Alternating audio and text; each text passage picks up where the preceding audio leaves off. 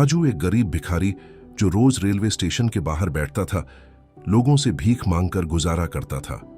फटे पुराने कपड़े पहने, चेहरे पर मायूसी लिए, वह दिन रात बस कुछ पैसे इकट्ठा करने की कोशिश करता था।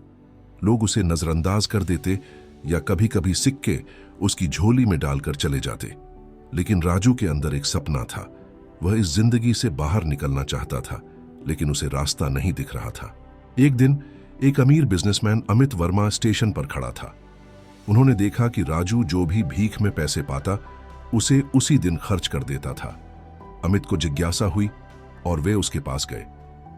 तुम हर दिन भीख मांगते हो, लेकिन क्या तुमने कभी सोचा है कि यह सिलसिला कब रुकेगा? अमित ने पूछा। राजू चौंका और उदासी भरे स्वर में बोला, साहब, पेट भरने के लिए भीख मांगना मेरी मजबूरी है। मैं काम करना चाहता हूं, लेकिन मुझे कुछ आता नहीं। अमित मुस्कुराए और बोले, अगर मैं तुम्हें एक तरीका बताऊं जिससे तुम करोड़पति बन सकते हो, तो क्या तुम मेहनत करने के लिए तैयार हो? राजू के चेहरे पर पहली बार उम्मीद की किरण दिखी। हां साहब, मैं तैयार हूं। पहली सीख, पैसा बचाओ और निवेश करो। अमित ने उसे समझाया, हर दिन जो भी पैसा मिलता है उसका एक हिस्सा मत खर्च करो, उसे बचाओ और किसी उपयोगी चीज में लगाओ। राजू ने इस सलाह को अपनाया और हर दिन 20 पैसे बचाने लगा।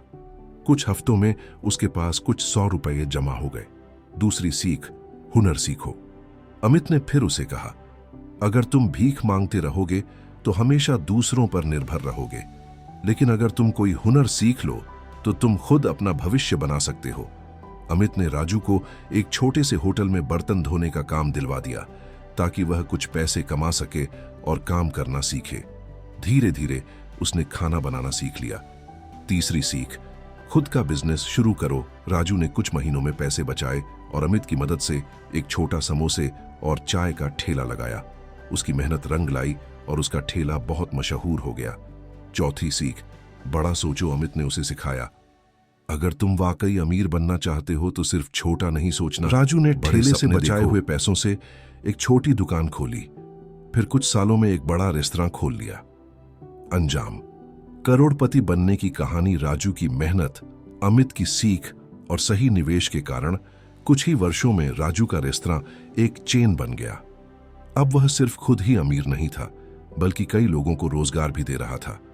एक दिन वह उसी रेलवे स्टेशन पर गया जहां कभी भीख मांगता था। वहां बैठे एक गरीब बच्चे को देखकर उसने मुस्कुराकर कहा, अगर मैं बदल सकता हूं तो तुम भी बदल सकते हो। सही सीख और मेहनत से कोई भी अपनी किस्मत बदल सकता है।